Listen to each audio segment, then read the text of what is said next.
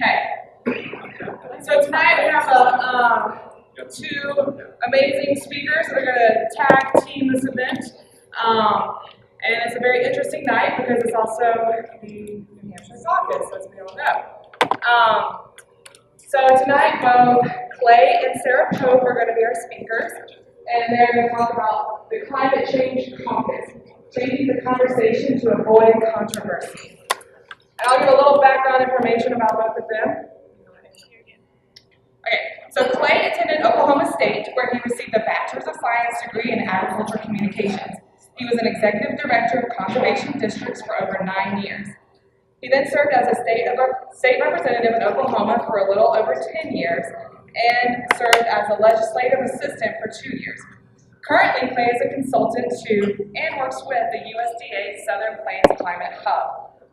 And Sarah, she is also currently a consultant and co-owns CSP LLC and works as a consultant with the USDA Southern Climate Plains Hub. She spoke at many conferences, one being the 20th annual ITEC conference titled Determining the Natural Resource Concerns of Your Land. What is ITEC? What? Oh, the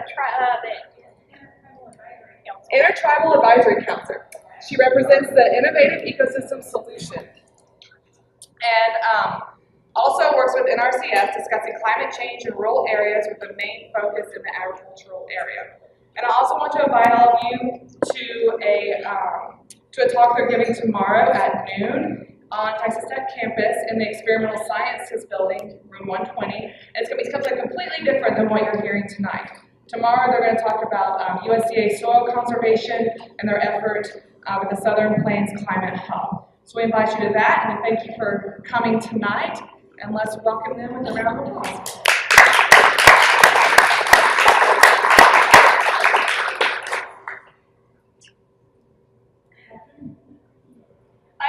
I should stand on a chair. So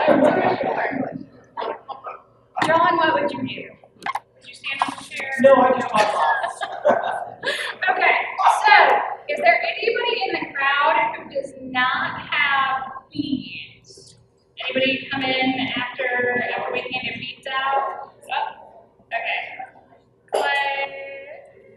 So Clay's gonna finish handing out the beads, and we're kind of gonna do a twist tonight and make it a little bit more interactive. So tonight is the New Hampshire primary, but everything last week was the Iowa caucus. However, the whole concept of the caucus is somewhat mysterious to anybody who has not lived in Iowa or has never had to take part of a caucus. And caucus is actually a very, very good example of what exactly it is that we are trying to achieve when we talk about the idea of climate change and the issue of climate change. So this kind of explains how we caucus, like how, especially a presidential caucus takes place, but caucuses take place all the time in legislative bodies, and any body trying to make a decision. If you want to make a decision and not air your dirty laundry in front of the entire group, it's a great way to kind of talk things out and come to a consensus and take that consensus then forward from there. So what happens is that everybody shows up to the caucus, and so like in the presidential one that happened in Iowa last week, all of the candidate supporters, so if you're a particular supporter of anybody who's in that group, or if you're a particular supporter of somebody else who's with this group, and then they actually have an undecided group that kind of hangs out, and what they do is after everybody's in those groups, they take a count. And in order to remain viable within the caucus, you have to have a certain percentage represented of the entire number of caucus goers. If you do not meet that percentage guideline, then that group must disband. But And then what happens is that, this is the important part, is that once they've taken the first count and the group's dispersed, your friends and neighbors come and talk to you about their candidate, or in the case of legislative matters, or just, general business of an organization, they come talk to you about their issue and why you feel that way about an issue. The deal about your friends and your neighbors is that generally we want our friends and our neighbors to stay our friends, and we would usually like our neighbors to at least not really dislike us, because that can cause problems. Although I hear really good fences fix those, but at the end of the day, having friendly neighbors is not the worst thing in the world. So, civil discourse and being able to talk about things is a good way to move forward. So, folks come and they talk and they try to present the case of their candidate or their issue. And in the case of the Iowa caucuses, they then say it's time to regroup. And if you are either in the undecided group and you've made up your mind, or you are in one of the disbanded groups because your candidate didn't have enough people, and your friend or your neighbor has convinced you to come to their side, and you go stand with that group. And this takes place, and it takes place, and it takes place. And they do it multiple times until every single group has enough people in it to divide the delegates. And at the end of the day, every undecided individual that shows up to a caucus knows that they're going to leave that caucus having made a decision as to what group they're going to stand with, even though in the beginning of the night, they don't know who that is. So that's the whole point of the caucus. And that's really why we decided that this would be kind of a cool way to approach this whole conversation, because it is one that, according to a lot of polls, is now one of the most divisive issues in our country. And our purpose here tonight is to not have it be divisive. So, tonight, we are going to play Mardi Gras Mock-Us. We're going to have a Mock-Us. A Mock-Us caucus. So, little did you know when you were choosing your beats tonight that you were actually getting placed into a group. You showed up for caucus tonight. So, if you have green beads, and I encourage you, if anybody took debate in high school or college, I encourage you to accept the mindset that your high school debate coach taught you, and that you have to look at an issue from both sides. So even if you ended up with beads on the side that you don't necessarily agree with, I encourage you to look at it from both sides and listen to the presentation as if you were truly in whatever group it is you wound up in green color. So if you've got green beads, that means that you believe that action, or that you think action should be taken to mitigate and or adapt to climate change impacts. Some type of action. If you have, you gotta keep whatever beads you got on. So even if you don't agree, you gotta pretend for the night. And you have to listen like you're really have that opinion. If you have purple beads, that means you're undecided. So get ready to listen to your friends and neighbors when we get to that part of the evening. And then if you have gold beads, that means that you believe that no action should be taken to mitigate or adapt to climate change impacts, or that those actions should not be encouraged. So the way this is going to go is now everybody knows how they're, just put whatever that group's ears on. You might have to change ears and listen from a different perspective, but that is how we're going to use this. So right after this, we'll start the presentation. But listen to the presentation like you're coming from that point of view, and then after we do the presentations, you can change beats. If our presentation alone has changed your mind, which I'm sure everybody's going to be running up here for full meetings like this. And then after we do the seed swap, then we'll do a count. And then in a non-confrontational, if you want to keep your friends and your neighbors friendly way, we're going to do like a 5 to 10 minute interactive. And you guys go around and talk to each other.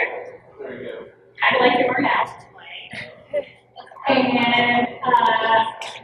if your friend or neighbor has convinced you to change, then you come and get your beat. And then we will answer questions very briefly. And at the very end, then I will take a count and see where the land lies as far as everybody's true thoughts and opinions on the matter go. That's where you get you can choose your true colors at the end of the night if you want. So that being said, here is the very remedy taking politics out of the issue of climate change. Hesitation. So you want to talk about it? So like there's a plane out from Oklahoma. So it's all I mean it's radioactive, there's certain things. The reason we put the title on it we originally did, my mom taught me there's 3 things that you do not discuss in this company or at the Sunday dinner table, and that would be politics, religion, and money. There might be a 4th one, but we didn't want to put that in writing. Naturally, I decided that I would get into all 3 fields. So one thing that's commonly heard when the topic of climate change comes up is that it's all a myth, like Bigfoot. It's that which shall not be named if you have kids or follow Harry Potter, that is Lord Voldemort, which you're not supposed to say his name, or it's a comic plot. And those are kind of like the 3, responses you get when you want to talk about climate change that are like, I don't know if I know how to respond to that. So, the issue is that we keep getting this data. We're talking about global temperatures. We're talking about, and no, that's where skeptical science stuff. And looking at trend lines, and there's a couple ways you can look at things. You can look at it as an ever-increasing line up and out, or you can look at things as the up plateau. If we were looking at my weight and my workout schedules, I would be more in the blue category of up and plateau, but for this particular subject, we'll just stick to the climate science. So for tonight's presentation, the first issue here is we are not here to talk about who shot John. We are not going to argue about what causes it.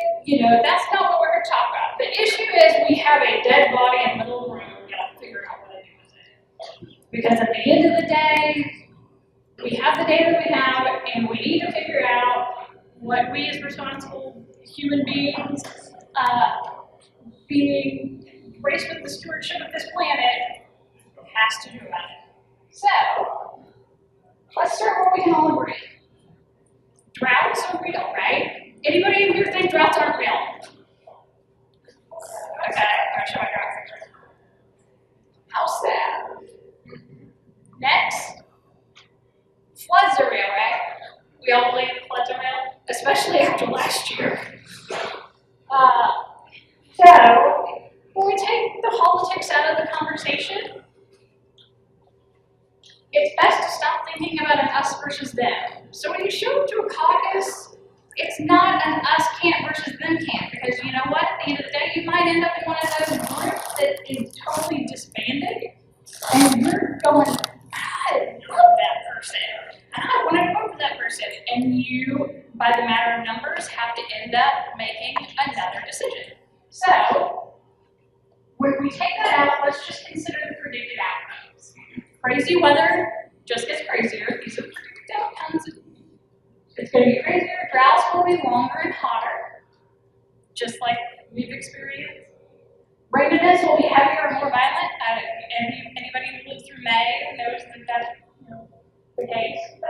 And what we've always thought of as extreme events become more the norm. Not to mention when you bring in the added issue of external, kind of international relations issues, so food security and weather extremes predicted to cause destabilization in parts of the world already unstable and causing something that I forgot to write the rest of the sentence on. Causing conflict, I think is what it's supposed to say. But this has always happened, so we can't change it, right? Or can we? And I will turn it over to Glenn. Well, that's kind of where I come in. And Sarah, as you kind of heard from our biography, Sarah and I work primarily in production agriculture. And when you're talking about taking politics out of the issue of climate change, you're looking at the issue itself. Bottom line is facts are what they are. You know, there's a lot of things in this world that I don't like that I can't do anything about. Hell, I'm 46 years old. I wish I was 32. You know, a couple of weeks ago, we heard from my biography, I'm an OSU Cowboy. I bleed orange. Wish we could beat you guys in overtime a couple weeks ago in basketball, but we didn't. And you know what? There's damn thing I can do about it. It just happened. And when you stop and think about things that when we talk about climate change, facts aren't what they are. But we have been this way before. And we've got this slide up here because I think it's very apropos for the Southern Plains when you think about the issue of man affecting our natural resources. You know, think about what happened in the 1930s. You hear so many times people say, we can't affect the climate. We can't do anything that's affecting our natural resource base. Man just doesn't have that kind of impact. Well, I'll point out to you what happened in the 1930s. And I know you guys still occasionally have some dust storms down here in Lubbock. We have them every once in a while up in western Oklahoma where we're from too. But stop and think about what was going on. Mankind erosion, let's hit the slide if you hit the slide. Erosion is just a natural occurrence. You know, if you stop and think about it, the Grand Canyon ain't nothing but erosion that's happened over a millennium. And no matter what we do, erosion is a natural process, just like climate change is a natural process. What did we do in the 1930s? We took that natural process and we sped it up. Climate change happens naturally, but again, so does erosion. When you think about what happened in the Dust Bowl, by doing what we did through agriculture with the practices that, stop and think about it. Think about the Fertile Crescent. How many people, you've seen those pictures of where our boys and girls are fighting over in Iraq? Now, I don't know about you, but that didn't look very fertile to me when I saw some of those pictures on television. Why? Because mankind affected the environment. Because the way that we managed our resources, mankind managed the resources base at that time had a negative effect on that part of the world. We did the same thing in the 1930s, but we did it a little bit faster because we had modern equipment, we had modern technology, obviously not as fast as what we have right now, but we took that natural process and we sped it up. Sped it up to the point where we were clearly having an impact that really was causing desertification in this part of the world. Now, did we throw up our hands and say nothing was happening? No. We recognized we had a challenge in front of us. We didn't get into an argument again like Sarah said about who shot John. We just said, look, we've got a challenge in front of us. How can we work together to solve it? Go ahead.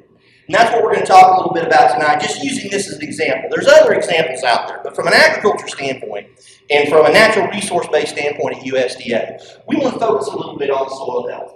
The whole goal of trying to work on soil health, and if you know anything about what the Secretary of Agriculture came out with last March as far as the building blocks of USDA's climate change initiative, soil health was the number one building block, the number one position that he had. Because the goal was to try to harden production agriculture to extreme weather events. Now, Sarah showed you those slides about droughts and floods. You don't have to believe in climate change to believe in droughts and floods. We know they happen. So if we can do things to harden our agricultural system to droughts and floods, isn't that a good thing? Because we know no matter what, whether you believe in climate change or not, you know those kind of events are going to happen. And that's really what we're talking about, is the crazy weather we've always experienced on the Southern Plains just getting a little harder. Go ahead. What do we want producers to do when we're talking about hardening their system? We need them to reduce erosion, hold on to more soil moisture, improve pasture conditions, and control soil temperature. Go ahead and change it. We need producers to increase organic matter. And this isn't just for production agriculture. I'm going to talk about it a little bit here. This also impacts the water supply that we have for our communities and the quality of water that we have for our communities as well as other issues like wildlife habitat. Let's go ahead and do the next slide. Now, what can agriculture producers do to mitigate some of climate change's root causes? Convert to no-till, plant cover crops, better pasture management, plant grass on highly livable land. Now, why do I say those will mitigate those? It's been shown that when you convert to no-till, you can sequester 0.5 metric ton of carbon dioxide per acre per year. You also, according to some information that's out there from Oklahoma State University, it takes 3 gallons of diesel less per acre per year to grow a winter wheat crop. You can reduce the amount of emissions by changing your farming and ranching practices. Cover crops increase carbon sequestration. You also, better pasture management also does that as well. And obviously, taking highly erodible land out of production, putting it back in grass, running cattle on it, you're still keeping that production agriculture. You're still helping us to continue to feed and clothe the world. But that again has the impact of not only helping protect water quality, but also increase carbon sequestration rates. Let's go ahead. Now, I said that's what we want them to do to mitigate climate change. What do we want them to do to adapt to climate change? The same things. Because we convert to no-till, plant cover crops, do better pasture management, plant grass on highly erodible land, it controls erosion. When we have those heavy flood events, you're not going to see the impact on our resource base. And let's face facts. I'm from Oklahoma. I'm mighty proud of what we do in Oklahoma. But to this day, we lose 2.5 tons of soil for every ton of wheat we produce. 2.5 tons of soil for every ton of wheat we produce. Now stop and think about it. It takes 500 years to form an inch topsoil. We got 9 billion people to feed by mid-century.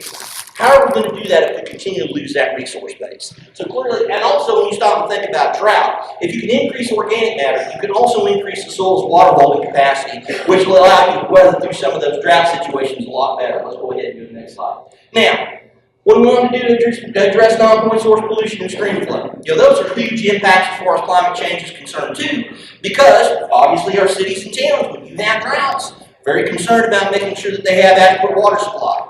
And let's face facts, if you've got water that ain't worth anything to drink because it's polluted, you really ain't got anything. So what do we want to do to address non-point source pollution and increase stream flow? Well, start to see a theme there. Whether or not you believe in climate change, we know we got to address non-point source pollution. Whether or not you believe in climate change, we've got to maintain our soil resources if we're going to feed 9 billion people by mid-century. Whether or not you believe in climate change, we've got to do things to ensure that we have adequate stream flow. And there's also economic reasons for it too. So clearly, there are issues, and soil health is just one example, that there are places where no matter what side of this argument you're at, you can come around the fire and at least for a little while, sit down and sing Kumbaya again. Because there are some areas where we can find common ground. Let's go ahead and go to this. And again, if this slide, I've already touched on something, you can hit it again. I've already touched on some of these issues before. You think about organic matter, I mentioned that 1% that we want to increase organic matter. Mitigation, 50 to 60% of organic matter is nothing but organic carbon that's breathed out through the air through photosynthesis. Now we all learned in high school biology, plants breathe in carbon dioxide, they breathe out oxygen. If you don't disturb that soil, it's sequestered in the ground in the form of organic matter. As I mentioned, up to 0.5 metric ton of carbon dioxide per acre per year, converting to no-till. A little bit more even when you convert to grass. No-till uses less fuel, thus you avoid emissions. The World Watch Institute estimates that we could reduce CO2 levels by 25% just through improved land practices. And in fact, there was actually a study that came out from the National Academy of Sciences that said if we had a 75% adoption rate of best management practices, best conservation practices that control erosion and improve soil health, the Great Plains agriculture could be net carbon neutral. And actually, that's a conservative estimate. If you ask me, I think it actually potentially could be a carbon sink. There's some solid numbers out there showing that just by changing our agriculture practices to do what we need to do for multiple reasons, we can help start. We're not going to solve all the problems when it comes to climate change, but we can sure take a crack at a lot. Let's go ahead and change it. We've got the tools and technology we need. It's just another natural resource issue. And I think that's the problem that we get into when we start talking about putting politics into climate change. It's just natural resource. It's just another issue we've got to deal with. I've always heard history is just one damn thing after another. And that's kind of what we're dealing with here. We're just dealing with another natural resource issue. Hiding our heads in the sands ain't going to do anybody any good. Let's go ahead. We've dealt with natural resource challenges before. We can deal with this one too. We've got the tools, but are we using them? Are we thinking about how we tie things together? Let's go ahead. I mentioned I put this up here because we talk a lot about climate, about soil health, but there's other programs like PO 566. That's actually the USD upstream flood control program. Now I threw that out there because actually the majority of those structures are in Oklahoma, Texas, Kansas, Louisiana. Why? Because we've always had crazy weather. You know, people don't think about it, but the worst flood in the history of the state of Oklahoma happened in the middle of the Dust Bowl, the Hammond flood. That's why USDA started that program right there to build upstream flood control structures, to control flash flooding and reduce the erosion that those flooding events have, the impact that they have on agricultural land. Places don't flood, cities have had a tendency to grow out there around them. Now, we've got the ability where we can expand some of these sites and make them into reservoirs. So when we do have heavy rain events, we can capture more of that water so our cities can use it for human and industrial use when we turn into the dry times. Are we using that tool properly? Are we using the other tools that we have in the Farm Bill, already under the authority of the Farm Bill, to do what we need to do to address this natural resource problem? A lot of people in production agriculture, you don't say this or they don't think about this a whole lot. But I would contend to you right now that the most important piece of climate change legislation that has ever passed, or that will pass probably for the next 20 years, was the last Farm Bill. Because you look at the programs that are in the conservation title of the Farm Bill, you look at the rural development programs that are in the Farm Bill, things like the rural utility service ability to go out and work with communities to expand some of these structures like PL 566 to provide additional water supply, or to work with agriculture producers upstream to address non-point source pollution. You look at some of the provisions of the Farm Services Agency loan programs to help with energy efficiency. The authority is there. It's already in law. These fights that we're having over legislation, we don't need to have it. We just need to understand that working together, we can find a solution that whether you agree with climate change or not, I'll guarantee you, you're going to find something to support it. So let's go to the next slide. Or let's keep going. And sustainability. You saw that there. You can't pick up an agriculture publication without seeing something about sustainability. You know, I've always heard the story about Thurgood Marshall saying, I don't know the definition of pornography, but I know it when I see it. That's kind of where we're at with sustainability. Agriculture is struggling trying to figure out what's sustainable. How do we meet the needs of consumers and the desire of consumers to have a more sustainable product? Food companies are trying to figure out how they meet that need. And quite frankly, the folks who are serving our food tonight would like to be able to tell you the food that they have is sustainable because it'll help them sell more food. How do we get there? If you're controlling erosion, you're increasing the amount of water that your soil can hold, you're helping sequester carbon, you're protecting wildlife, you're addressing non-point source pollution, you're reducing your fuel use. It sounds pretty sustainable to me. Okay. Now I want to put up this example. Again, I'm from Oklahoma. Just go ahead and hit all the buttons. Let's just run right through this real quick. This is an example of how things can work together. Again, and there's great examples in Texas and Kansas. I'm a firm believer that it's always better to be lucky than smart. And I'm going to tell you right now, when they divided up the environmental regulations in Oklahoma, we got lucky that non-point went to our state conservation agency, because they had the ability to tie these programs, tie EPA programs together with NRCS through voluntary practices. And I put this up there because a lot of folks don't realize this, because you don't think about Oklahoma as being a hotbed of environmental legislation. Oklahoma has taken more streams, no kidding, more streams off the EPA impaired list than any state in the nation with the exception of Washington. And Washington is focused on one stream system.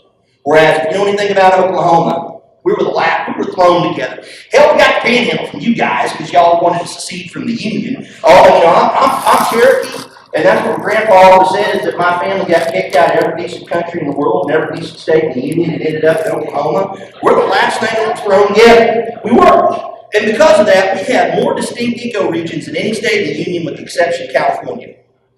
There's been a stream segment taken off every one of those ecoregions. That's everything from wheat production into Oklahoma panhandle irrigated wheat production to multi-purpose or dual-purpose wheat production in central Oklahoma, cotton in southwest Oklahoma, the poultry industry in northeast Oklahoma, or grasslands in southeast Oklahoma. All of those areas have had stream segments taken off.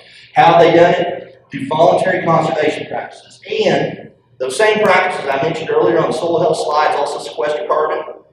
Oklahoma has a carbon sequestration program that right now has over 50,000 acres that are enrolled in that program, with the state verifying carbon credits showing the reduction of those. In fact, took the equivalent of over 8,000 cars off the road a year through those acres. And actually, did some numbers that I don't have up there right now, but there was 3 stream segments in Oklahoma. You can go to EPA's website, 3 stream segments that went off of the 303B list in 2015. We ran the numbers on them. They take around 7,500 cars, or the equivalent of CO2 out of the atmosphere, right now, not through regulations, not through court fights, not through any big statutes that are out there that are pointing directly toward trying to address climate change, but just by capturing the benefits that are already being done on the land to help control erosion, to help address non-point source pollution, to help reduce agriculture producers' costs, and to help ensure that we're able to feed and clothe the world by controlling our natural, or making sure that we have a protected natural resource base. These programs can work together, and we need to be recognizing that there are these good things going on, and actually capitalizing on that, and actually recording the good work that's being done. Okay, let's go ahead. Now I put this up here I put this last few slides up here because I think it's instructive to recognize how we talk about the issue of climate change today and how we talk about natural resource issues in the past. How many of y'all know who Hugh Hammond is? How many of y'all know? There's a few of you here, not very many. Hugh Hammond was the original chief of the Soil Conservation Service. Big Hugh was the father of soil conservation, not just in the United States, but around the globe. And I wish I could put it out. I wish we had the ability to do the old newsreel slides, because I love the way that they talked in those old 1920s and 1930s clips. You know, they had his hand on his lapel. And, we Americans are the greatest destroyers of land of any race, barbarian or civilized. Hit your button on that. Now, can you imagine a government official saying something like that today? But if you stop and think what was going on again in the 1930s, the desertification that was happening in the southern plains. Dust storms that started here in Lubbock and went all the way up, and in Washington, D.C., turned the street lights on at noon and made it as dark at 1 o'clock in the afternoon as it would have been at midnight. Went out 300 miles out at the Atlantic Ocean and covered ships with an inch of dust. One of my favorite stories about Hugh Hammond is when they passed the original Soil Conservation Act. He actually was testifying before the Senate Agriculture Committee about the need to pass the original Soil Conservation Act. Now, it's the Depression. Money was tight. We had a lot of needs in this country. And a lot of people said, well, why are we trying to do this to help this region of the country? It's their problem. We got people starving in New York. We got folks out of work in Chicago. Why are we wanting to put this money in the southern plains? In the middle of his testimony, I mentioned the street lights coming on. In the middle of his actual testimony, the dust started to come underneath the windowsill of the Senate Agriculture hearing. Street lights came on. It was 1 o'clock in the afternoon. It became as dark as it would be that night at midnight. I will give you that now. You know what? Harry Truman once said, "God damn an eyewitness, he ruins a good story."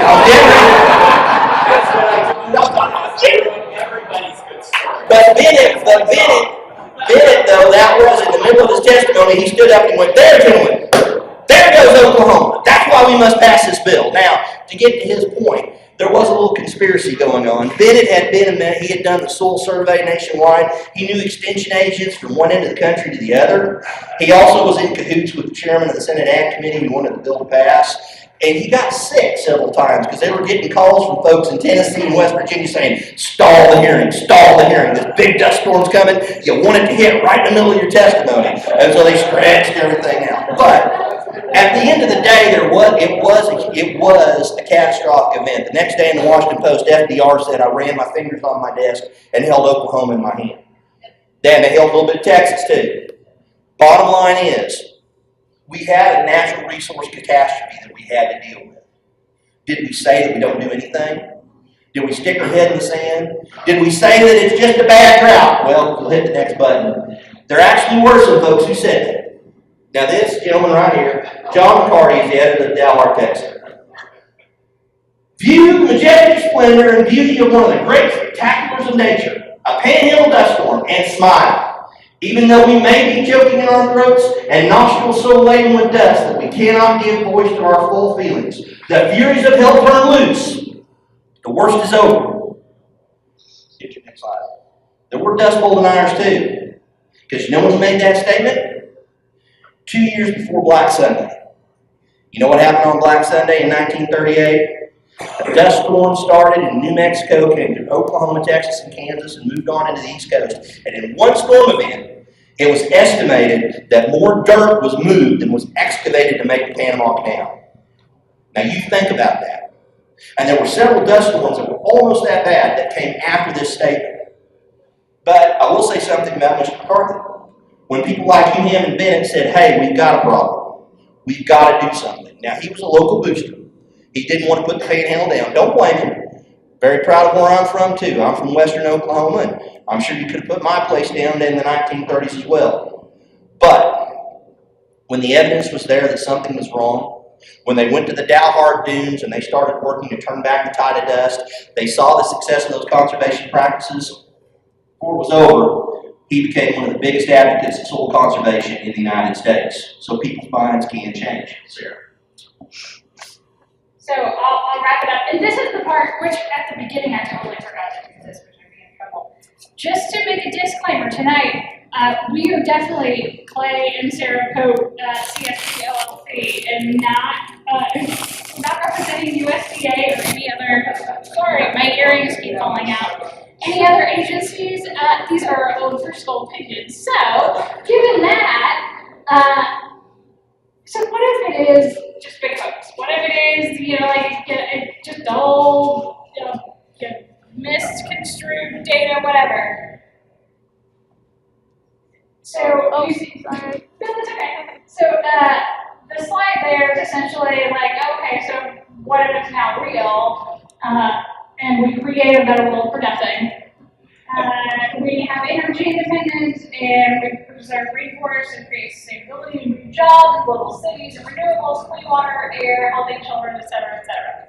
So, Clay's least favorite analogy that I like to use when it comes to talking about climate change, and I only do this with my close friends, and since we're caucusing tonight, you guys are all my close friends, so I'm going to say this, that in the original advertisement, we promised we'd talk about religion. So here's my one spiel, is that at the end of the day, there's a whole lot that we don't know as human beings. And no matter what religion you might ascribe to, or what philosophy, or what spirituality, at the end of the day, it's kind of hedging your bets. Because if, at the end of the day, and it's all said and done, and we die, and there is an afterlife, and we do go to meet our Maker, and we have, all of the tenets of, whatever religion, to the sense of loving each other and caring for each other and being respectful of each other and doing those to help the least among us and all of the tenets that are basically every religion, then you know what? We kind of hit the jackpot. And at the end of the day, if we die and there's nothing there, then, so we were better, like there were people that did things, in that vein. Well, it's kind of the same way with climate change. So at the end of the day, it's not all it's cracked up to be, and it is just one of those natural cycles that happened, and it ends up going back down. Then we've created new infrastructure, we have made healthier soil, we have done all of these things that are a net good, a net benefit, and not just in the agriculture community. You clean water. You have made it less expensive for municipalities to have to treat their water by cleaning it upstream. You have done all of these things, and it's not a perfect analogy. And it doesn't fit for everybody, but I did promise religion, so I just had to throw that out there. And not to offend anybody, just because that is, the closest thing that I can think of when I'm talking to my close friends. So, at a caucus, that's what we do. And that's my best sell on, if you're thinking about it from the perspective of whatever color beads you're wearing, I'm wearing all of them tonight apparently, then that's kind of the mindset to get into.